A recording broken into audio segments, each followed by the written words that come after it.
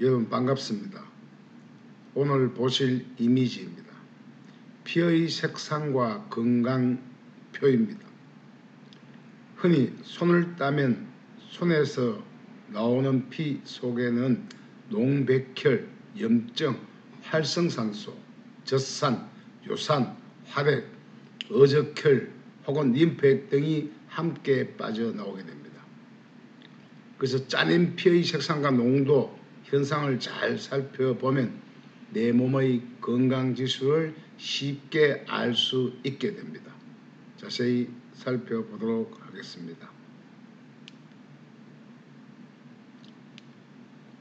자, 이 차가워진 부위, 이렇게 차가워진 부위에는 골수에서 피를 생산하지 못해요. 그래서 몸이 점점 더 병약해지게 되겠죠. 내가 만든 질병은 내가 고친다. 이번 175번째 이야기는 피색과 건강, 따기 이후 피의 색상과 건강을 살펴보도록 하겠습니다. 휴지에 묻혀보면 피의 색상이 조금씩 차이가 생겨나게 됩니다. 오늘 이야기는 제 책 상권 465쪽에서 476쪽까지 펼쳐진 이야기를 정리했습니다. 첫 번째, 손따기 후 피를 휴지에 묻혔을 때 나타나는 현상들을 살펴보겠습니다. 지금 약지 손가락에 농백혈, 림프액, 염증이 함께 빠진 이미지네요. 첫 번째, 정상적인 손이라면 손따기를 한 후에 피를 짜내면 건강한 빨간색의 피 한 방울 정도 나오고 또 짜내면 또 한 방울 정도 나오게 됩니다. 두 번째, 이미지처럼 이 피 같아 보이는데 피는 아니죠. 즉 피와 염증이 함께 섞여 나온 것입니다. 약지선의 염증은 오른쪽 폐의 염증이 함께 빠져나오는 것입니다. 그래서 약지의 염증도 빠지지만 그 반대편 폐의 염증도 함께 빠지기 때문에 치유가 된다는 이야기죠. 세 번째, 이미지처럼 그림을 보면 손따기 한 후 피를 하얀색 휴지에 묻혀보면 다양한 피의 농도와 색상 혹은 거품이 나온다든지 이런 현상이 나타나기도 합니다. 네 번째, 따기를 했는데 바늘로 찔렀는데 피가 전혀 나오지 않는다면 이미 그 딴 곳의 정맥 모세혈관이 모두 막힌 것이에요. 이럴 경우에는 그냥 두시지 마시고 그 주변이라도 찔러서 피 한 방울 정도라도 나오게 해야만 그 주변의 혈관이 열리게 됩니다. 닫힌 걸 열어줄 수 있다는 이야기입니다.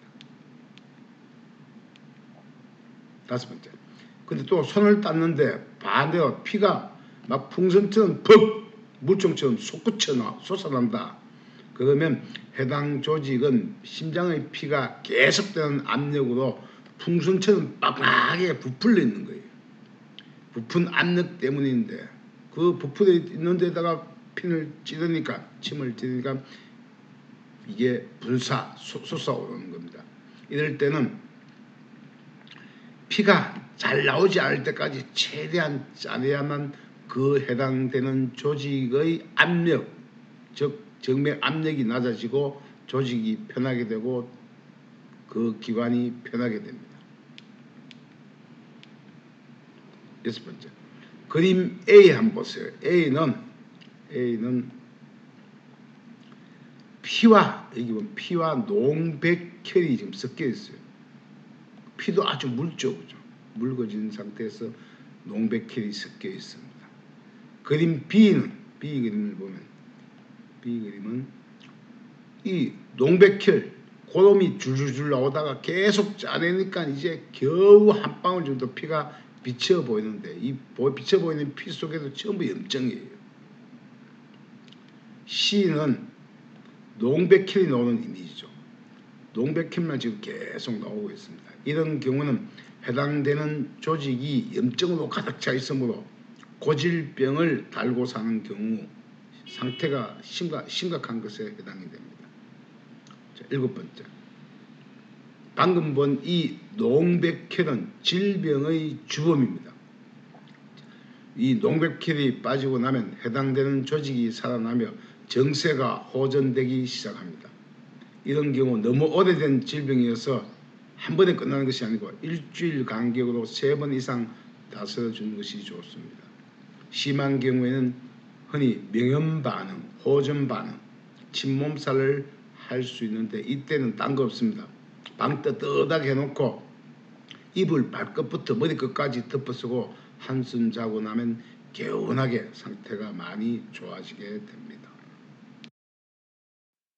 2번째, 염증을 빼는 새로운 제3의학, 염증 짜기의 기술에 대해서 살펴보겠습니다. 첫 번째, 이 혈류 손따기는 체내 염증을 빼내는 세계 유일의 예방의학입니다. 두 번째, 이미지는 손가락 2번째 마디에서 나오는 농백혈, 림프액, 활액 이런 것이 나오는 사진이죠. 병약하면은 이 피가 나와야 할 손가락에 이 피와 염증 혹은 고름이 나오게 됩니다. 세 번째, 바늘로 피부의 표피를 피가 겨우 나올 정도인 2에서 3mm 정도 뼈에 닿지 않을 정도로 가볍게 찌르게 됩니다. 네 번째, 보통 전기가 잘 통하는 은으로 된 바늘로 따면 제일 좋아요. 여의치 않으면 시중에 팔고 있는 서암출 침관으로 따주시면 편하게 손따기를 할 수가 있습니다. 다섯 번째, 손을 따고 휴지로 피를 닦으면 휴지에 피가 묻어난 색상과 현상을 확인하며 염증이 있는지 피가 진한지 혹은 따주고 난 뒤에 2, 3분 지났는데 피가 빠르게 검게 산화가 되는지 이런 걸 잘 살펴보시면 좋습니다. 여섯 번째, 피를 짜낼 때는 딴 주변의 피와 염증을 모아서 짜내면서 휴지로 닦아낼 때 염증이 있는지 농백혈이 있는지 어적혈이 있는지 활렉이 있는지 등등을 살펴보시는 게 좋습니다. 일곱 번째, 그럼 손가락 따기에서 나올 수 있는 다양한 현상을 자세히 살펴보겠습니다. 처음 따기에는 이 피의 색상이 구분이 쉽지 않지만 서서히 1주 혹은 1주차로 따주다 보면 이제 뭔가 관찰을 하면 뭔가 염증인지 어적혈인지 활액인지 활성산소가 나오는지 이해할 수 있게 됩니다. 세 번째, 피의 색상과 농백혈 현상입니다. 첫 번째, 우리 인체는 환경적인 충격이나 바이러스, 세균 혹은 외부에서 독소가 체내에 유입되면 이 백혈구와 전투를 시작하죠. 이때 열을 내어 혈관을 확장하면서 피부가 붓고 그러다 보면 백혈구와 세균과 싸우다 죽은 백혈구의 염증이 이게 림프관을 따라 몸에 돌다 손에 혹은 저체온 부위에 모이게 됩니다. 그러면서 질병이 생기는 것이죠. 자, 두 번째, 따기는 쉽지만 염증을 짜내는 것이 더 어렵습니다. 세 번째, 손을 따고 짜낼 때는 이미지처럼 요산인지 젖산, 활성산소, 염증, 농백혈, 어적혈, 림프액 등이 함께 빠지게 됩니다. 네 번째, 이미지를 보시면 손따기 이후 손가락에서 나올 수 있는 다양한 현상을 12가지로 나열한 이미지입니다. 다섯 번째, 예를 들어 1번, 여기 1번 있죠. 1번의 적혈고농은 그 왼쪽에 있는 게 초기에 나오는 피죠. 왼쪽 바탕의 피가 나오다가 그 다음 둥근 원안의 색상의 피가 나온다는 그림입니다. 이런 경우는 아주 건강한 사람의 피에 해당이 되겠죠. 자, 이 끝에 12번째 있는 거 한번 보시면 12번의 무혈 흑혈은 무혈. 처음에 짤 땐 피가 전혀 나오지 않다가 계속 힘있게 계속 짜내면 원안의 색상처럼 검은 피가 타르처럼 실지렁이처럼 나온다는 이미지의 이야기 그림입니다. 7번 자세하게 살펴보면서 따기 이후 혈액의 색상과 농도에 따른 건강과 몸의 상태를 이야기를 나누어 보겠습니다. 사각형은 초기, 그 다음 나중에 이런 액이 나오고, 그래서 여기에 피고름이 있는지, 피 상태가, 피의 색상, 또 고름이 있는지, 뭐 솟구치 있는지, 활성산소가 있는지 살피면 좋다는 이야기입니다. 네 번째, 따기 후 피의 색상과 건강 이야기입니다. 첫 번째, 먼저 손 따기 전에 휴지 뭐 많이 뜯을 필요 없어요. 2장 정도 이렇게 2장 정도 가볍게 이렇게 한 다음에 반으로 한 번 접고 2번 접으면 되겠죠. 2번 이렇게 접어 준비하면 됩니다. 이렇게. 그래서 휴지 2장을 2번 접은 모양으로 한 5장 정도 준비합니다. 이 휴지는 만지면 만질수록 가루가 많이 나기 때문에 가급적이면 적게 만질수록 좋고, 그 다음에 휴지를 많이 쓰면 결국 그게 수질을 오염시켜서 결국은 오염된 우리가 물고기를 먹어야 됩니다. 최대한 적게 쓰는 것이 좋습니다. 두 번째, 휴지가 준비되면 이제 따기 후 피를 가볍게 휴지로 닦아냅니다. 이렇게 닦아냅니다. 세 번째, 짜낼 때 보면 짜낼 때 기포, 활성산소가 나오는지 또 휴지로 가볍게 닦아본 후에 이 휴지에 묻은 피의 색상과 농도, 염증, 림프 이런 것을 확인을 잘 해봅니다.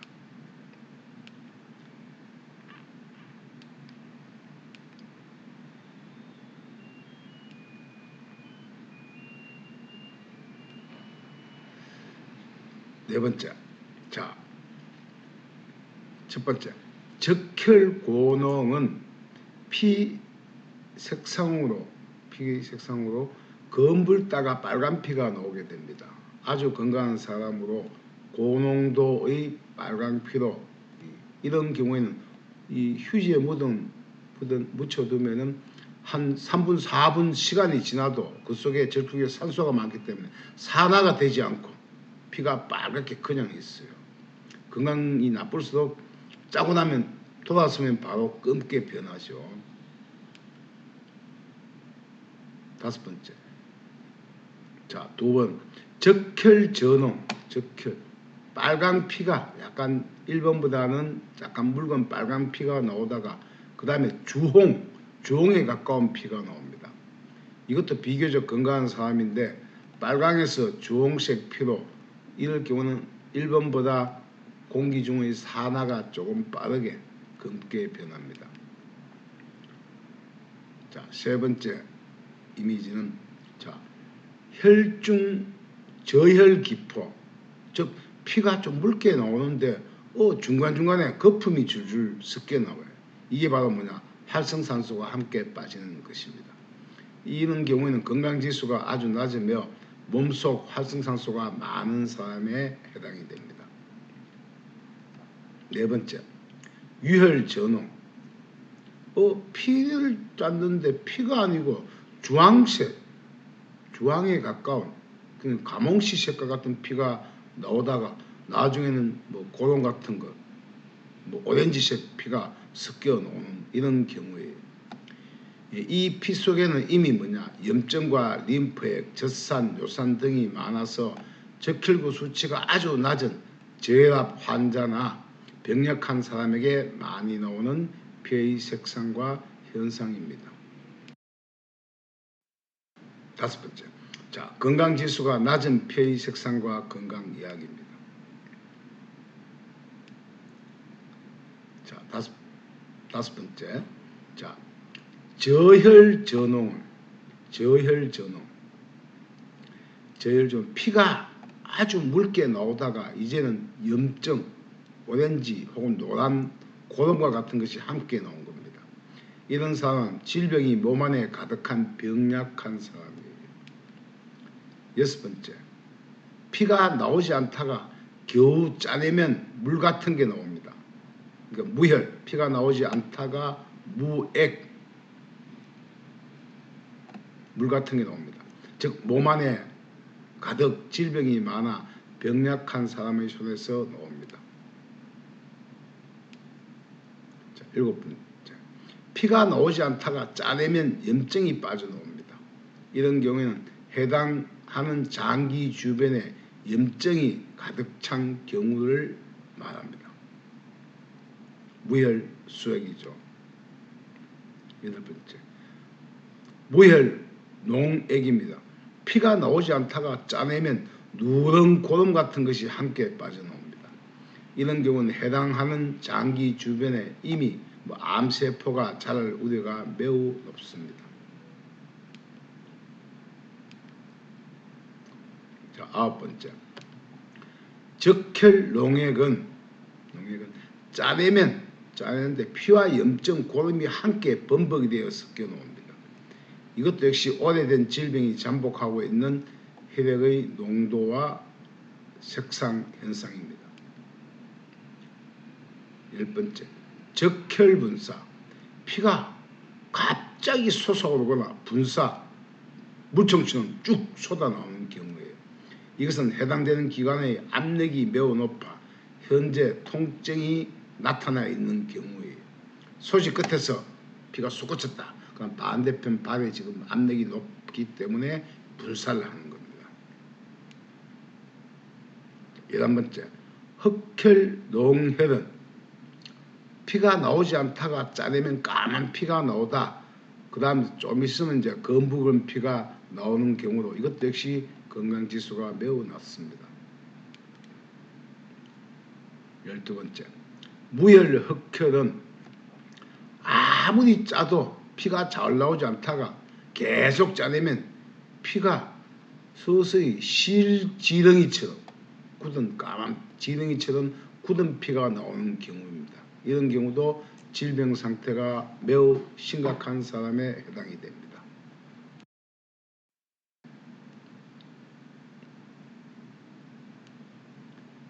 내가 만든 질병은 내가 고친다.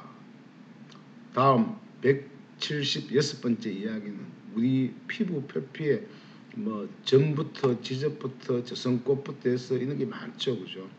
이 점의 원인이 무엇인지, 그걸 어떻게 빼면 쉽게 빠지는지. 제 얼굴도 손등하고 있는데 전부 검버섯 이런 게 가득 찼어요. 지금 전부 깨끗하게 다 뺐습니다. 자, 이런 점이 있다면 이 주위 이 안쪽 이만큼 전부 어저혈 염증으로 가득 차 있기 때문에 그래요. 자, 긴 이야기 시청해 주셔서 감사합니다. 늘 건강한 시간 되세요.